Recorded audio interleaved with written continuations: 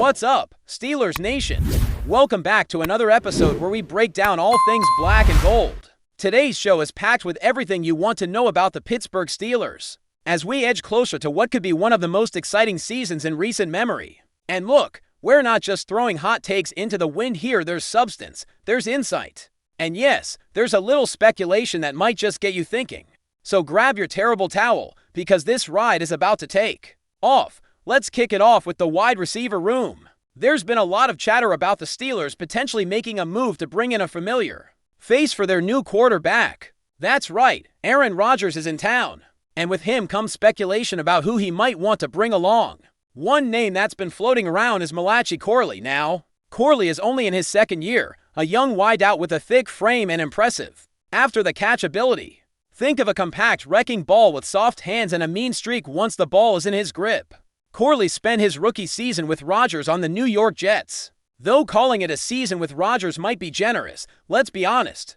He barely saw the field, just 83 snaps, and chemistry was hard to come by. Especially with Rodgers dealing with injuries, still, the raw tools are there. He's the type of guy you can scheme touches for, bubble screens, quick outs, jet sweeps, you name it. He's not your typical vertical threat, but he can be deadly with the ball in his hands. Especially if Arthur Smith, who's had his eye on him since the draft, gets creative with play calls. But here's the thing, if Rodgers is going to push for a receiver he's comfortable with, the more likely name is Allen Lazard. That's not speculation, that's just common sense. The guy has played with Rodgers for years. Both in Green Bay and in New York, they have timing, trust, and a clear understanding of each other's game. So if the Steelers are choosing between young upside with no proven connection or a veteran with chemistry baked in, you have to think Lazard makes more sense in the short term still.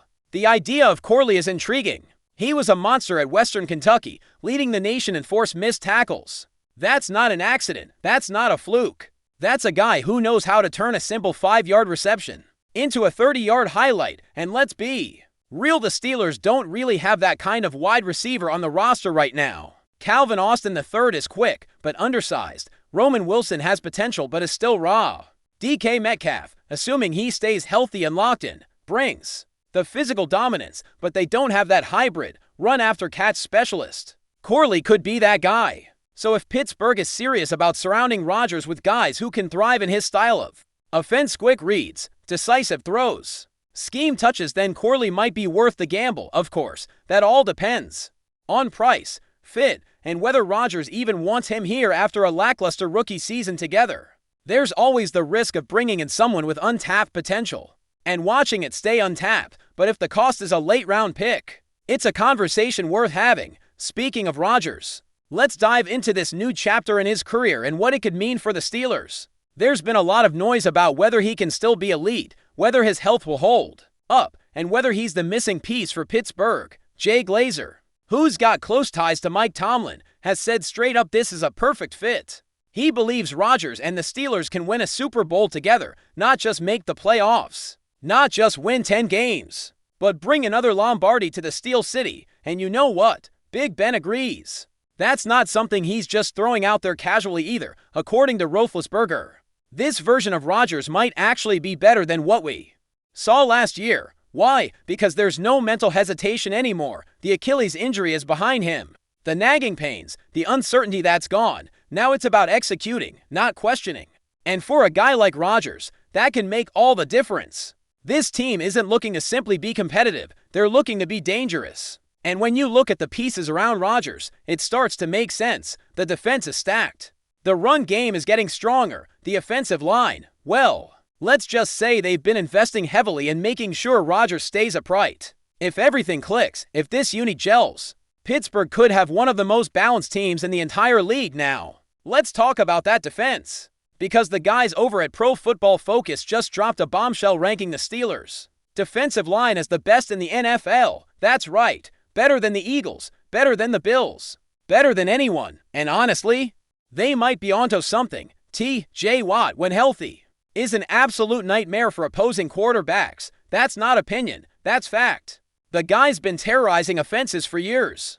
And last season he reminded everyone why he's one of the most feared edge rushers in the game. Adding Cam Hayward, still a dominant force on the interior, and Alex Highsmith, who continues to grow into a legitimate star. And you've already got a trio that most teams would kill for. But here's where it gets scary now they've added a first-round pick from Oregon in Derek Harmon. And early signs point to him being another disruptor in the trenches. This is not a line that relies on one or two guys. This is a unit with depth, with rotation, with wave after wave of pressure. Even the backups are producing. Nick Herbig might be the best rotational pass rusher in the league. And his numbers support that claim, with a Pro Football Focus grade. Over 80, he's already carving out a serious role. You want to know how the Steelers plan to beat teams like the Chiefs, the Bills, the Bengals. It's right here. It's with relentless pass rush. It's about taking elite quarterbacks out of their comfort zone, forcing mistakes, and making big plays when it matters most. You don't have to outscore Mahomes if you keep him on his back. You don't have to match Allen touchdown for touchdown if you're in his face every snap. That's the formula. Some people will say you can't win without an elite quarterback in today's NFL. But the Steelers, they're betting on a different path. They're betting on defense, physicality, and just enough Rodgers magic to tip the scales. And if everything goes according to plan, this team could shock a lot of people come January. Now, not everyone is convinced. Mina Kimes recently threw some shade, saying the Steelers have a Ravens problem. Her point, when Pittsburgh plays Baltimore, things get ugly. They get dominated in the trenches, especially against the run. The numbers back it up. Baltimore averages over 6 yards per carry against Pittsburgh, while every other team averages under 4. On paper, that's a concern.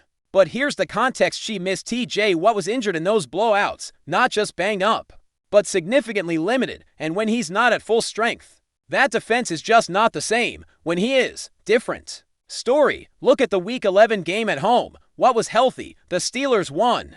They held the Ravens to just 16 points. And throughout Lamar Jackson's career, he's rarely been able to beat the Steelers when Watt is on the field. So is it a Ravens problem? Or is it a Watt absence problem? Steelers fans know the answer. And as long as number 90 is out there, causing chaos, you can feel good about any matchup even against a physical team like Baltimore. We've still got more to cover, including some news that's been stirring up conversation on social media about a former Steelers wideout who made a commitment to the Pittsburgh community and may not be keeping it. Plus, we'll talk about what all of this means moving forward for this Steelers squad as they try to climb back to the top of the NFL mountain. Let's shift gears for a moment, because there's been a story making waves on Steelers Twitter that's left a lot of fans disappointed, and rightfully so. George Pickens, now wearing a Cowboys jersey, had scheduled a football camp for kids in Pittsburgh, something that had been planned well before his departure from the team. Even after being traded, he continued to assure organizers that he would show up, that he was committed, that he'd be there for the community that supported him from day one. But now, just days before the event, it looks like Pickens has pulled the plug and won't be showing up at all. No explanation, no follow-up, just a no-show. That's tough to hear, because no matter what jersey he wears now, that was a commitment made to the kids of Pittsburgh. And when you make promises to a community, especially young fans who looked up to you, you're expected to honor that. It's bigger than football. It's about character, accountability, and showing up when it matters. But out of that disappointment came a reminder of what leadership looks like in the Steelers organization. Pat Freiermuth stepped in, without hesitation, to fill the gap left by Pickens. With little notice and no obligation, he said yes, he's going to be there, working with those kids, showing up not just as a player, but as a man of his word.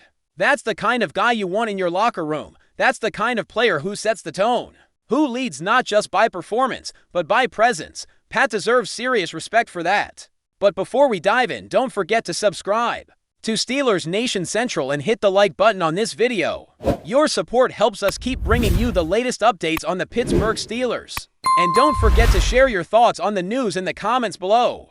In a surprising turn of events that's already setting the NFL world abuzz, whispers are circulating that Keenan Allen, one of the league's most skilled and reliable wide receivers, has allegedly agreed to a lightning-fast contract with the Pittsburgh Steelers. If this rumor proves true, it could mark a seismic shift in the Steelers' offensive strategy under head coach Mike Tomlin, potentially revolutionizing their attack and reshaping the AFC North landscape. Keenan Allen, renowned for his precise route running, exceptional hands, and ability to create separation in tight coverage, has been a standout performer for years. His rumored move to Pittsburgh would instantly inject new life into a Steelers offense that has long sought a dynamic and consistent weapon to elevate their passing game. For a franchise known historically for its hard-nosed, ground-and-pound style, adding Allen would signal a bold pivot toward a more explosive and versatile aerial assault. The buzz suggests that Allen's deal came together with remarkable speed, catching many off guard given the typical NFL offseason negotiations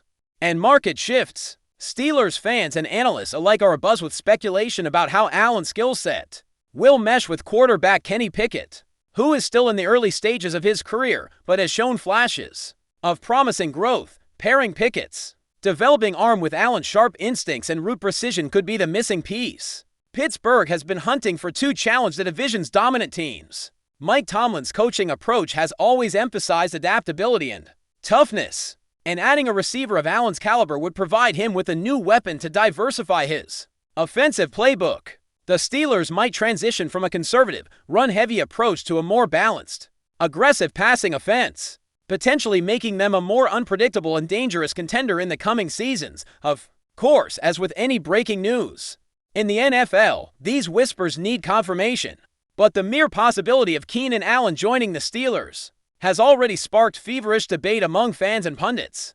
Could this be the move that finally pushes Pittsburgh back into playoff prominence? Or is it just a fleeting rumor, one of many that swirl around the league every offseason? Only time will tell. But one thing is clear, if Keenan Allen has truly agreed to this rapid-fire deal with Pittsburgh, the NFL's offseason just got a lot more interesting and the Steelers' offense may be on the verge of an exciting revolution. That's it for this update. If you enjoyed the video and want to keep receiving exclusive news about the Pittsburgh Steelers, make sure to subscribe to Steelers Nation Central and give this video a like. We always look forward to hearing your comments and opinions. See you in the next video.